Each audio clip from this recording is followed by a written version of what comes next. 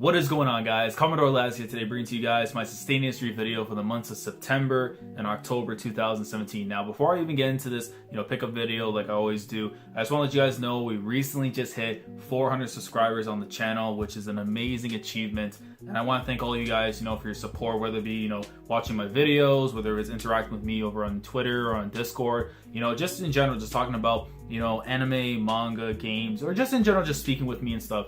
I really do appreciate the support. I mean, we beat the goal that I set for myself, for end of October to hit 400. Now we're on the goal right now to grow to 500. Hopefully we can hit that by year's end is pretty much where, I want to try and meet that goal by December 31st. And yeah, it's just gonna be crazy, man. It's been an amazing journey thus far, and I look forward to more of the good times. But, so for those of you guys who are new to the channel, Sustaining Industry is a segment of monthly videos that I bring to the channel showing off the different anime, manga, video game related pickups that I get over the course of each month towards the end of the month or beginning of the new month, kind of showing my support to the industry, whether it be buying an anime, Blu-ray, whether it be going out and buying a manga volume, whether it be buying a video game, just kind of showing your support so we can continue seeing these things grow and continue to go on as we please. If we're be seeing like, a certain anime series that we enjoy, we go out and buy those Blu-rays, we can get more of that season. If we can get, those manga volumes bought, we can get more of the story progressing. If we get, those video games bought, we can also have some sequels, maybe some prequels, that kind of stuff. But yeah, that's pretty much like my way of showing support and stuff, because I love to have things in my collection, things that I love, my hobby, my enjoyment, which is anime, manga, and video games. So with that being said, let's get into the pickups. So the first game that I actually bought this month, and the other two games that I bought last month, we got right here, Fire Emblem Warriors. I think this came out literally like last Friday or sometime this week. My brother got it recently, but gave it to me because he knows that I do like some Fire Emblem Warriors here. Of course, Fire Emblem Awakening, probably my favorite variation from the Fire Emblem series. Shout out to Crom. He's a good man. Even though I really, it kind of does suck though that I don't have my dude Ike. He's my absolute favorite. But if I had to pick someone from here, Crom is like a very easy one. I love Awakening as a whole. Probably my favorite edition from Fire Emblem. But I've heard this is supposed to be like more of a Muso game. I actually really haven't checked out too many details into this one. But my brother is a pretty big fan of the Fire Emblem series as well. And the fact that I found out later on that it is a Muso game, which it is, as you see some of the stuff in the back afterwards. But yeah, it is a really cool thing to have here. And I know the price for it is a little bit nuts. I think it's $79 Canadian on deal. So thank God I didn't pay it for myself, but my brother went out and got it, and I'm excited to actually check this out, and see what the hype is about Fire Emblem Warriors. And next up, we picked up for the PS4, we got WWE 2K18. Now, I was kind of hesitant on picking this up because, I have been really out of the loop when it comes to the wrestling games. I still actively watch pro wrestling on the daily, whether it be with WWE or New Japan, that kind of stuff. But I said to myself, I would need to go and pick this up since a lot of my friends I know, IRL, that are actually playing this game. They really enjoy it. And I actually love it for my, I like it for myself as well. The offline mode is pretty damn good when it comes to career mode, that kind of stuff, especially Create a Wrestler, Universe mode, that kind of stuff.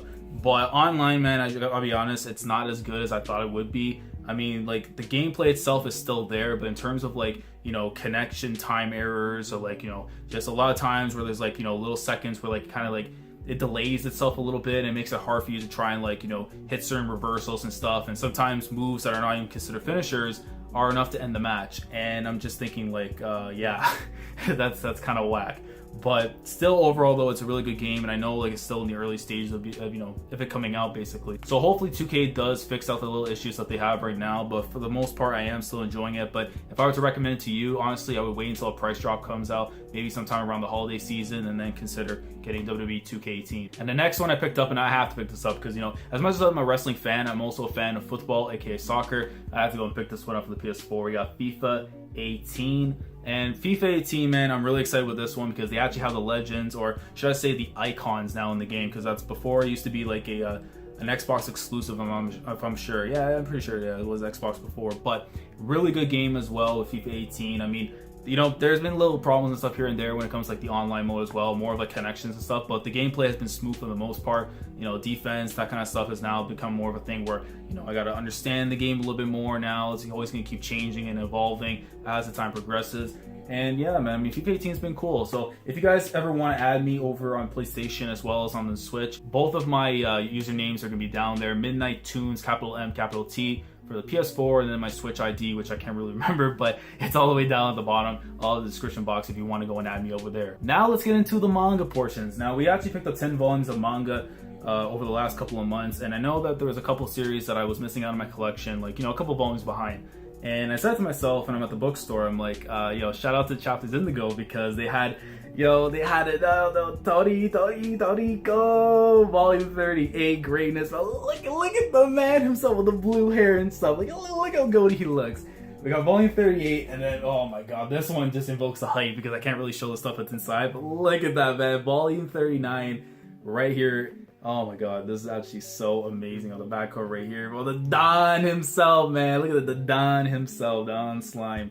Listen, man, Toriko has been a guilty pleasure for me in terms of, you know, just hype factors when it comes to fights, when it comes to the world building, the art.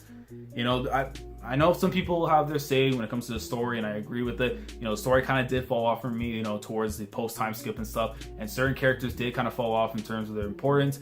But regardless, though, I still had an amazing time with Toriko. It was probably the only manga, you know, next to Kingdom, when it was coming out weekly and stuff, that kind of rivaled my enjoyment for One Piece. And I'm looking forward to finally owning the finale of Toriko in English, because I do own volume 43. That's over there on my other shelf. And yeah, man, Toriko greatness back in the household. We got what, volumes 40, volumes 41, 42, and then 43 before I have the majority of Toriko. And next up over here we got is Haikyuu, volume 14. But that's not all. That's not all. You think I just bought 14? No, because I know it's a monthly series now coming out in English. So guess what? I went and picked up volume 15 as well. And I think not only just volume 15, I think 16 is out as well. And I believe 17. I forget how many volumes now pretty much Haikyuu's out in English. But I know I think by the time we get to December, it'll be like 19 volumes out in total. And then my favorite volume 20, will be out sometime in January. But Haikyuu has been absolutely amazing when it comes to the manga. The recent events have been crazy. I'm covering it as well. So if you guys are interested in seeing, you know, live reactions or reviews for Haikyuu, definitely consider hitting the subscribe button so you can go and, you know, keep up to date with my stuff when it comes to Haikyuu, because this series is absolutely amazing and I cannot wait. Hopefully some news on season 4 eventually in the next, like, you know, maybe a year from now. Hopefully we'll get an anime for Haikyuu again for season 4. So I'm looking forward to that. So yeah, Haikyuu greatness right over here. And the next one I picked up over here, we got Golden Kamuy. Now Golden Kamuy, I actually read volume 1, maybe, you know, what last pickup I think I did back in like August or something. But I kind of said to myself that I wanted to read more Golden Kamuy, but I know that there's an anime adaptation, you know, coming out for it. I think it's coming out next year. I'm pretty sure it's gonna be coming out next year. So I'm kind of hesitant. Do I want to read the manga or wait for the, you know, for the anime instead? So you guys let me know what I think. You know, what should I do basically? But my only beef I actually had with this, and I want to know from you guys in the comments, like if you see right here when it comes to like the little side stuff over here for it, do you see how, like, if you notice the very top, like right here, there's like a weird like little lining and stuff on that.